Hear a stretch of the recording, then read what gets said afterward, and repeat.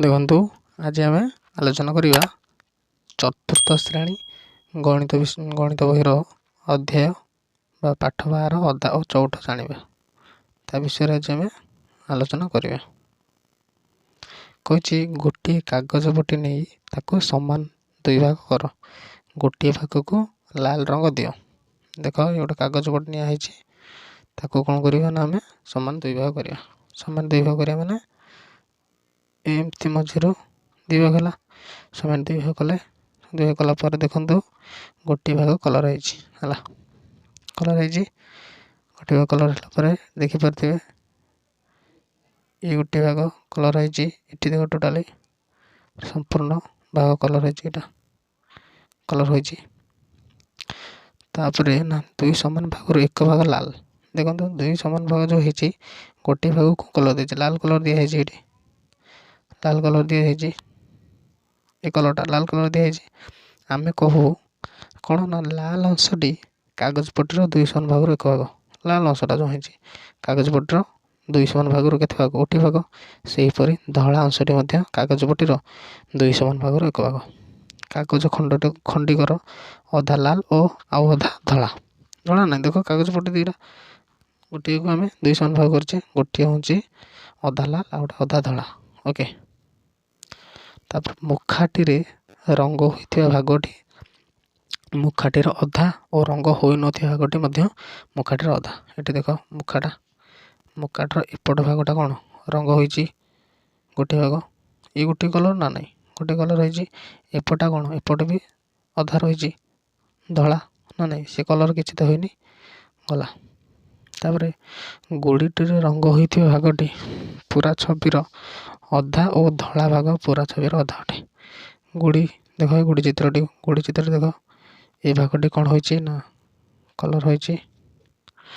ଗୁଡ଼ି ଚିତ୍ରର ଏ ଭାଗଟି ଗୁଡ଼ି ଚିତ୍ରର କଲର୍ ହୋଇଛି, ଏ ଭାଗଟା କଲର୍ ହୋଇଛି। ତାପରେ କହିଛି ନା ଅଧା ଭାଗ ଗୁଡ଼ିଟିର ରଙ୍ଗ ହୋଇଥିବା ଭାଗଟି ପୁରା ଛବିର ଅଧା ଓ ଧଳା ଭାଗ ପୁରା ଛବିର ଅଧା ଅଟେ ହେଲା। ଅଧା ଅଂଶକୁ ସଂଖ୍ୟାରେ କ'ଣ ଦେଖାହବ? 1 ବିଭକ୍ତ 2 ଭାବେ ଲେଖାଯାଏ, ଜାଣିଥିବ ନା। ଏହାକୁ 1 ବିଭକ୍ତ 2 ଭାବେ ପଢ଼ାଯାଏ। 1 ବିଭକ୍ତ 2 ହେଉଛି ଏକ ଭଗ୍ନ ସଂଖ୍ୟା। ଜାଣିଲେ ଆମେ ତୁମ ପାଇଁ କାମ କହିଛି ନା ତଳେ ଦିଆଯାଇଥିବା ପ୍ରତ୍ୟେକ ବର୍ଗାକୃତିର ଛବିକୁ ଭିନ୍ନ ଭିନ୍ନ ଭାବରେ ଗାର ଟାଣି ସମାନ ଦୁଇ ଭାଗ କର ଓ ଗୋଟିଏ ଭାଗକୁ ରଙ୍ଗ ଦିଅ। ତଳେ ଦେଖ କେତୋଟି ବର୍ଗାକୃତି ହେଇଛି ନା 4ଟି ବର୍ଗାକୃତି ଚିତ୍ର ଦିଆହେଇଛି, ତାକୁ ଆମେ ସମାନ ଦୁଇ ଭାଗ କରିବା। ଦେଖ ସମାନ ଦୁଇ ଭାଗ ମଝିରୁ ଟାଣିବା ହେଲା, ସେଇ ହିସାବରେ ତୁମେ ଟାଣିବ, ସମାନ ଦୁଇ ଭାଗ କରିବା। ଏମିତି ଦେଖ ବୁଝିପାରୁଥିବ। ସମାନ ଦୁଇ ଭାଗ କଲା ପରେ ଟିକେ ଏପଟ ସେପଟ ଅଛି, ଇଏ ଦେଖିଦେବେ। ସମାନ ଦୁଇ ଭାଗ କଲା ପରେ ତାକୁ କ'ଣ କହିଛି, ତାପରେ ତାକୁ କଲର୍ ଦେବା ପାଇଁ କରି ଗୋଟିଏ ଭାଗକୁ ରଙ୍ଗ ଦେବେ କହିଛି। ଏଠି ଗୋଟିଏ ଭାଗ ରଙ୍ଗ ଦେଲେ ଏଇ ଚିତ୍ରରେ ଏପଟ ଭାଗ ରଙ୍ଗ ଦେଲେ, ଏ ଚିତ୍ରରେ ଏପଟ ଭାଗ ରଙ୍ଗ ଦେଲେ, ଏ ଚିତ୍ରରେ ଏପଟ ଭାଗ ରଙ୍ଗ ଦେଲେ ହେଲା। ବୁଝିପାରିଲ ନା ନାହିଁ? ତାପରେ କହିଛି ନା ପାଖରେ ଥିବା ଚିତ୍ରରେ ଗୋଟିଏ ଗାରଟିଏ ଟାଣି ଚିତ୍ରକୁ ସମାନ ଦୁଇ ଭାଗ କର ହେଲା। ପାଖରେ ଏ ଚିତ୍ରଟି ଅଛି, ଦେଖ ତାକୁ ପୁରା ସମାନ ଭାଗ କେମିତି କରିବା ନା ପୁରା ମଝିରୁ ଟାଣିବା ହେଲା। ମଝିରୁ କେମିତି ଟାଣିବା, ମଝିରୁ ଗାର ଟାଣିକିରି କହିଛି ସମାନ ଦୁଇ ଭାଗ କଲେ। ତାପରେ ନା ରୀତାର ବାପା କ'ଣ ହେଇଛି ନା ରୀତାର ବାପା ଗୋଟିଏ କେକ୍ ଆଣିଥିଲେ। ସେ ତା ନିଜ ପାଇଁ, ଭାଇ, ବାପା ଓ ମାଆଙ୍କ ପାଇଁ 4 ସମାନ ଭାଗ କଲା ଓ ପ୍ରତ୍ୟେକ ଅଂଶକୁ କ'ଣ କଲା ନା ବାଣ୍ଟି ଦେଲା ହେଲା। କିଏ ଆଣିଥିଲେ ନା ରୀତାର ବାପା କେକ୍ ଆଣିଥିଲେ। ଯିବା କେକ୍ ଆଡ଼କୁ। ପ୍ରତ୍ୟେକ ଭାଗକୁ ଅଲଗା ଅଲଗା ରଙ୍ଗ ଦିଅ। ଦେଖ କେକ୍କୁ 4 ଜଣଙ୍କ ଭିତରେ ବାଣ୍ଟିଥିଲେ ନା ନାହିଁ। ପ୍ରତ୍ୟେକ ଭାଗକୁ କ'ଣ କରିବା ନା ଅଲଗା ଅଲଗା ରଙ୍ଗ ଦେବା। ଏଇ ଗୋଟିଏ ରଙ୍ଗ ଦେଲେ, ଦେଖ ରଙ୍ଗକୁ ଭଲକରି କଲର୍ କଲେ। ତାପରେ ଆଉ ଗୋଟେ ଭାଗକୁ ଏ କଲର୍ ଦେବା। ତାପରେ ଆଉ ଗୋଟେ ଭାଗକୁ ଏ କଲର୍ ଦେଲେ, ଆଉ ଗୋଟେ ଭାଗକୁ ଏ କଲର୍ ଦେଲେ ହେଲା। 4 ଭାଗକୁ ରଙ୍ଗ ଦେଲେ। ରଙ୍ଗ ଦେଲା ପରେ କହିଛି କ'ଣ ନା ରୀତା ପାଇଥିବା ଅଂଶ କ'ଣ ନା ପୁରା କେକ୍ର 4 ସମାନ ଭାଗରୁ 1 ଭାଗ। କାରଣ କେକ୍ଟି 4 ଜଣ ଭିତରେ ବଣ୍ଟା ହେଇଥିଲା। ରୀତା କେଉଁ ଅଂଶଟା ପାଇଲା ନା ପୁରା କେକ୍ ଯେଉଁ 4 ସମାନ ଭାଗ ହୋଇଛି ସେଥିରୁ ଗୋଟିଏ ଭାଗ ରୀତା ପାଇଲା ହେଲା। ତାହେଲେ କେକ୍ର ପୁରା ଅଂଶ କ'ଣ କେତେ ହେବ ନା 1/4 ଅଂଶ। ଏଠି ରୀତା ଗୋଟିଏ ଭାଗ ପାଇଛି ନା ନାହିଁ? ରୀତା ଗୋଟିଏ ଭାଗ ଏଠି ପାଇଛି। ଏଇଟା ହେଉଛି 1/4 ଅଂଶ। ତାପରେ ରୀତା ଓ ତାର ଭାଇ ପାଇଥିବା କେକ୍ର ଅଂଶ। କିଏ ରୀତା ପାଇଛି ଗୋଟିଏ ଅଂଶ, ତା ଭାଇ ପାଇଲା ଗୋଟିଏ ଅଂଶ। ତାହେଲେ କେତେ ଅଂଶ ହେଲା? 2 ଭାଗ ହେଲା ନା ନାହିଁ? ଗୋଟା ଟୋଟାଲି କେକ୍କୁ ଆମେ 4 ଭାଗ କଲେ ସେଥିରୁ ରୀତା ପାଇଲା ଗୋଟିଏ ଭାଗ, ତା ଭାଇ ପାଇଲା ଗୋଟିଏ ଭାଗ। ଟୋଟାଲ ହେଲା କେତେ ଭାଗ? 2 ଭାଗ। ପୁରା କେତେ ରହିଛି? କେତେ ଭାଗ ହେଇଥିଲା? ଟୋଟାଲ 4 ଭାଗ। ନା ପୁରା କେକ୍ର 4 ସମାନ ଭାଗରୁ 2 ଭାଗ ହେଲା। ତାହେଲେ ଅଂଶ କେତେ ପାଇବେ ନା ପୁରା କେକ୍ର କେତେ ଅଂଶ? 2/4 ଅଂଶ ହେଲା। ରୀତା ତାର ଭାଇ ଓ ମା ମିଶି କରି ପାଇଥିବା କେକ୍ର ଅଂଶ ହେଲା କେତେ ନା ପୁରା କେକ୍ର 4 ସମାନ ଭାଗରୁ 3 ଭାଗ ହେଲା। ଟୋଟାଲଟା କେକ୍କୁ 4 ଭାଗ ହେଇଛି, ସେଥିରୁ 3 ଭାଗ ରୀତା ଆଉ ତାର ଭାଇ ଆଉ ତା ମା ମିଶିକିରି ପାଇଲେ। ତାହେଲେ ପୁରା କେକ୍ର ଅଂଶ କେତେ ହେବ? 3/4 ଅଂଶ ହେଲା।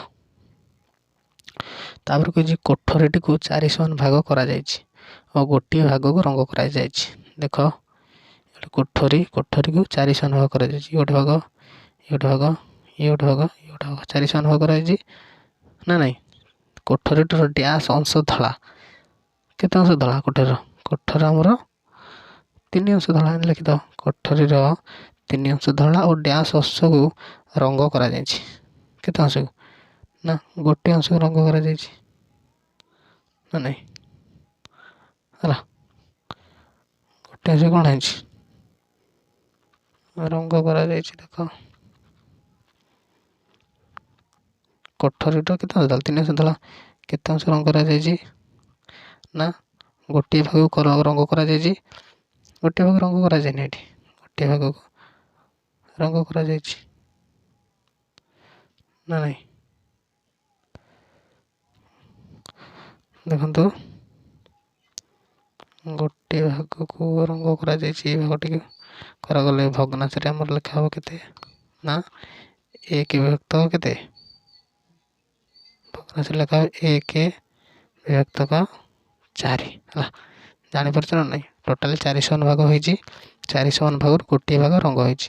ତାହେଲେ ଭଗ୍ନାଂଶରେ ଆମେ ଲେଖିବା କେତେ ନା 1/4 ହେଲା। କିଏ କେତେ ଅଂଶ କେକ୍ ପାଇଲେ ତାହା ଜାଣିବା ଲାଗି ଆମେ କ'ଣ କରିବା ନା 1/4, 1/2 ଆଉ 3/4 ଆଦି ସଂଖ୍ୟା ବ୍ୟବହାର କଲେ ହେଲା। ଏଇଭଳି ସଂଖ୍ୟା ଗୁଡ଼ିକୁ କ'ଣ କହନ୍ତି? ଭଗ୍ନ ସଂଖ୍ୟା ହେଲା। 1/2ରେ ଗାର ଉପରେ ଥିବା ହେଲା 1କୁ କ'ଣ କହନ୍ତି? ଏଇ ଯେଉଁ 1/2 ଦେଖୁଛ, 1/2ରେ ଗାର ଉପରେ କିଏ ରହିଛି? 1 ନା ନାହିଁ? ଏଇଠି ଗାର ଉପରେ ଏଇଠି 1କୁ ଲବ ଆଉ ଗାର ତଳେ ରହିଲା ଏଇଟା କ'ଣ କହନ୍ତି? ତାକୁ କହନ୍ତି ହର। ହର ଯେ କି 2। ତାହେଲେ ପଢ଼ା ହେବ କ'ଣ ନା 1/2କୁ 1/2 ପଢ଼ାଯାଏ ହେଲା। କେମିତି ପଢ଼ା? 1/2 ପଢ଼ାଯାଏ। ତାହେଲେ 3/4 ଲବ କିଏ? 3/4 ଦେଖ ଲବ ହେଉଛି 3 ନା ନାହିଁ? ଲବ 3 ହର 4। ଏହାକୁ କେମିତି ପଢ଼ାବ ନା 3/4 ପଢ଼ାଯାଏ ହେଲା। ଆସ ଅଭ୍ୟାସ କାର୍ଯ୍ୟ 1 ନମ୍ବର ଦେଖ ନା ତଳ ଚିତ୍ରକୁ କେତୋଟି ସମାନ ଭାଗ କରାଯାଇଛି ତାହା ଖାଲି ସ୍ଥାନରେ ଲେଖ ହେଲା। ତଳ ଚିତ୍ର ଏଠି ଦେଖ, ତଳ ଚିତ୍ର ତୁମେ ଦେଖିପାରୁଥିବ। ତଳ ଚିତ୍ର କେତେ ସମାନ ଭାଗ ହେଇଛି? 3 ସମାନ ଭାଗ। ଇଏ ଗୋଟେ ଭାଗ, ଇଏ ଗୋଟେ ଭାଗ, ଇଏ ଗୋଟେ ଭାଗ, 3 ସମାନ ଭାଗ କରାଯାଇଛି ନା ନାହିଁ? ତାହା ଖାଲି ସ୍ଥାନରେ ଲେଖ। ତାପରେ କହିଛି ପୁଣି ଖଟା ଦେଖ, ଖଟା କହିଛି ତ କେତେ ଭାଗ ହେଇଛି? 1 2 3 4 5 6। ଇଏ ଗୋଟେ ଭାଗ, ଇଏ ଗୋଟେ ଭାଗ, ଇଏ ଗୋଟେ ଭାଗ, ଇଏ ଗୋଟେ ଭାଗ, ଇଏ ଗୋଟେ କେତେ ସମାନ ଭାଗ ହେଲା ନା 1 2 3 4 5 6 ସମାନ ଭାଗ କରାଯାଇଛି ହେଲା। ତାପରେ ପୁଣି ଗ ଚିତ୍ର ଦେଖ କେତେ ସମାନ ଭାଗ ହେଇଛି? 1 2 3 4 5 6 7 8 କେତେ ସମାନ ଭାଗ? 8 ସମାନ ଭାଗ କରାଯାଇଛି ହେଲା। 2 ନମ୍ବର ଆସ କହିଛି ନା ତଳ ଚିତ୍ର ମଧ୍ୟରୁ ଯେଉଁଠି ସମାନ ଭାଗରେ ବିଭକ୍ତ ହୋଇଛି ତା ଉପରେ ଠିକ୍ ଚିହ୍ନ ଦିଅ ହେଲା। 2 ନମ୍ବର ଦେଖ କହିଛି କି ତଳ ଚିତ୍ର ଯେତିକି ସବୁ ଦେଲା ତା ଭିତରେ କାହାକୁ ସବୁ ସମାନ ଭାବରେ ବଣ୍ଟା ଯାଇଛି ତାକୁ ଆମେ ଠିକ୍ ଚିହ୍ନ ଦେବା। ଏ ଚିତ୍ରଟି ଦେଖ, ଏ ଚିତ୍ରଟା କ'ଣ ସମାନ ଭାବରେ ବଣ୍ଟା ହେଇଛି ନା ନାହିଁ? ଦେଖିଲ, ଉପର ଯେତିକି ତଳ ବି ସେତିକି। ଏ ଚିତ୍ର ବି ସେୟା ସମାନ ଭାବରେ ବଣ୍ଟା ହେଇଛି, ଏ ଚିତ୍ର ବି ସମାନ ଭାବରେ ବଣ୍ଟା ହେଇଛି, ଏ ଚିତ୍ର ସମାନ ଭାବରେ ବଣ୍ଟା ହେଇଛି, ଏ ଚିତ୍ର କିନ୍ତୁ ବଣ୍ଟା ହୋଇନାହିଁ ହେଲା। ଏ ଚିତ୍ର ବି ସମାନ ଭାବରେ ବଣ୍ଟା ହେଇଛି। ତାପରେ ହେଲା, ବୁଝିଲ, ଖ ଆସ 4 ସମାନ ଭାଗ ହେଲା। ତାହେଲେ କହିଛି 4 ସମାନ ଭାଗ କିଏ ହେଲା? ଏଇ ଗଲା 2 ସମାନ ଭାଗ ଖଟା ହେଉଛି 4 ସମାନ ଭାଗରେ କିଏ କିଏ ବଣ୍ଟା ହେଇଛି, ସେଥିରେ ଆମେ ଠିକ୍ ଚିହ୍ନ ଦେବା। 4 ସମାନ ଭାଗ ଏଇଟା ବଣ୍ଟା ହେଇଛି। ତାପରେ ଦେଖନ୍ତୁ 4 ସମାନ ଭାଗ କିଏ କିଏ ବଣ୍ଟା ହେଇଛି, ଏଇଟା 4 ସମାନ ଭାଗ, ଏଇଟା 6 ଭାଗ ସମାନ ଭାଗ, ଏଇଟା 9, ଏଇଟା ହେଉଛି 4 ସମାନ ଭାଗ, ଏଇଟା ବି 4 ସମାନ ଭାଗ, ଏଇଟା ବି 4 ସମାନ ଭାଗ। ଆମେ ଜାଣିଲେ 4 ସମାନ ଭାଗରେ କିଏ କିଏ ବଣ୍ଟା ହେଇଛି ଜାଣିପାରିଲେ। 3 ନମ୍ବର ଆସ, ଖଣ୍ଡିଏ ଆୟତାକୃତି କାଗଜଟିକୁ ଭାଙ୍ଗ ହେଲା। ଖଣ୍ଡିଏ ଆୟତାକୃତି କାଗଜ ଗୋଟେ ଭାଙ୍ଗିବା। ଆୟତାକୃତି କେମିତି, ଏମିତି ନା ନାହିଁ? ଆୟତାକୃତି କାଗଜ, ଖଣ୍ଡେ ଆୟତାକୃତି କାଗଜ ଭାଙ୍ଗିଲେ କହିଛି କଟା ଦେଖ 2 ସମାନ ଭାଗ, ମଝିରେ 2 ଭାଗ ଗଲେ। ତାପରେ ପୁଣି କହିଛି କେତେ ସମାନ ଭାଗ? 3 ସମାନ ଭାଗ କରିବା ପାଇଁ ହେଲା। 3 ସମାନ ଭାଗ ଗୋଟିଏ ଭାଗ ଗଲେ 2 ଭାଗ 3 ଭାଗ ହେଲା। ଏଇଟା ଗୋଟିଏ, ଇଏ ଗୋଟିଏ, ଇଏ ଗୋଟିଏ, 3 ସମାନ ଭାଗ ଗଲେ। ତାର ପୁଣି କହିଛି କେତେ ସମାନ ଭାଗ? 4 ସମାନ ଭାଗ। ପୁଣି ଗୋଟେ ଆୟତାକୃତି କାଗଜ ନେଲା, 1 2 2 4 ସମାନ ଭାଗ ଗଲା ହେଲା।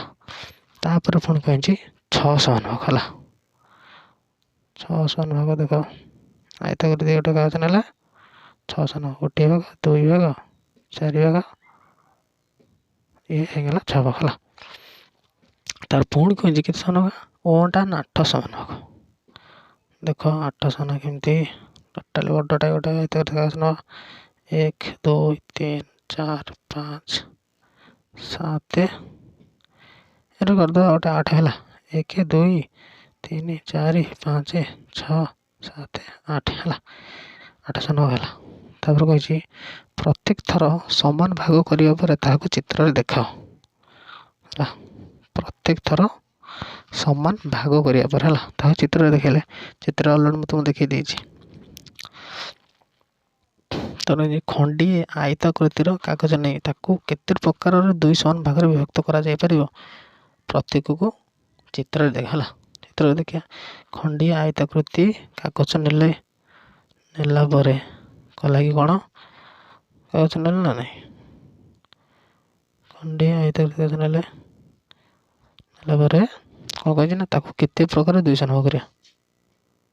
କେମିତି ନା, ଏମିତି ମଝିରେ 2 ସମାନ ଭାଗ କରିବା। ଆଉ ଗୋଟେ କ'ଣ କରିବା? ଆୟତାକୃତି କାଗଜ ନେଇଛି ତ ଏମିତି ବି 2 ସମାନ ଭାଗ କରିବା ହେଲା। ବୁଝିପାରୁଛ ତ? ହେଲା, ତାକୁ 2 ପ୍ରକାରରେ 2 ସମାନ ଭାଗ କଲେ। ଏଇ ପ୍ରକାର ହେଲା। କେତେ ପ୍ରକାର ହେଲା? 2 ପ୍ରକାର ହେଲା। ଚିତ୍ରରେ ବି ଦେଖାଇଦେଲେ।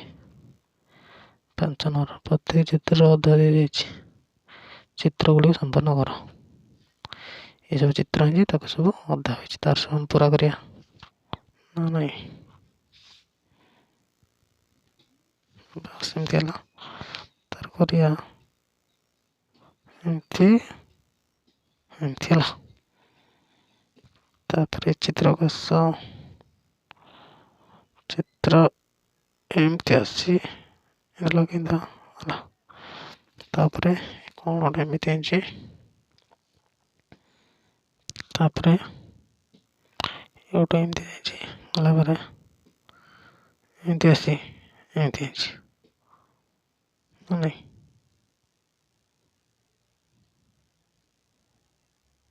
ହେଲା, ଏମିତି ଆସିଛି ଆଉ ଏଇଭଳିଆ। ଓକେ, ବୁଝିପାରୁଛ ନା? ଏମିତି ହେଇଛି। ଦେଖ ହାତରେ କରୁଛି, ଚିତ୍ରଟାକୁ ଏମିତି ଫାଷ୍ଟ ଆସିଛି, ଏମିତି ଲାଗିଛି। ତାର ଏଠି ଗୋଟେ ହେଇଛି କଳାଟେ କରିଦେଲେ